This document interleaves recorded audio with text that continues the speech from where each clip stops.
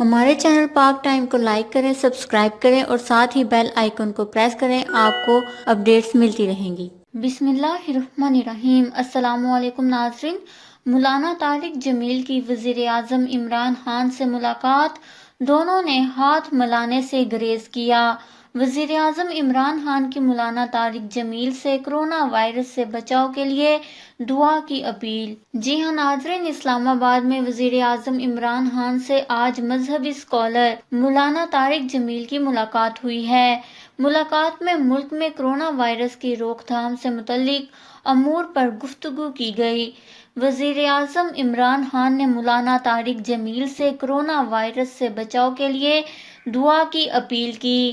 انہوں نے مذہبی امور کے لیے کردار ادا کرنے کی بھی اپیل کی۔ مولانا طارق جمیل علماء کرام سے ملاقاتیں کریں گے۔ اس کے علاوہ مولانا طارق جمیل سے امن و سلامتی کے لیے خصوصی دعاؤں کی درخواست کی گئی۔ وزیر اعظم نے مدارس میں علماء کرام کے تعاون پر شکریہ ادا کیا۔ اس ملاقات کے حوالے سے سوشل میڈیا پر ایک تصویر بھی وائرل ہو رہی ہے، جس میں مولانا طارق جمیل عمران خان کی جانب ہاتھ بڑھا رہے ہیں، تاہم عمران خان دور سے ہی سلام کا جواب دے رہے ہیں۔ بتایا گیا ہے کہ ملاقات میں دونوں نے کرونا وائرس کے پیش نظر ملنے سے پرہیز کیا۔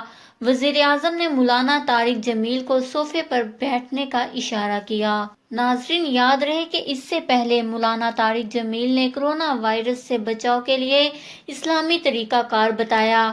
مولانا طارق جمیل نے اپنی ایک ویڈیو بیان میں کہا کہ ایک خطرناک بیماری نے پوری دنیا کو اپنی لپیٹ میں لے لیا ہے۔ اللہ تعالیٰ فرماتے ہیں کہ ہم تمہیں ضرور آزمائیں گے، آخر موت ہے۔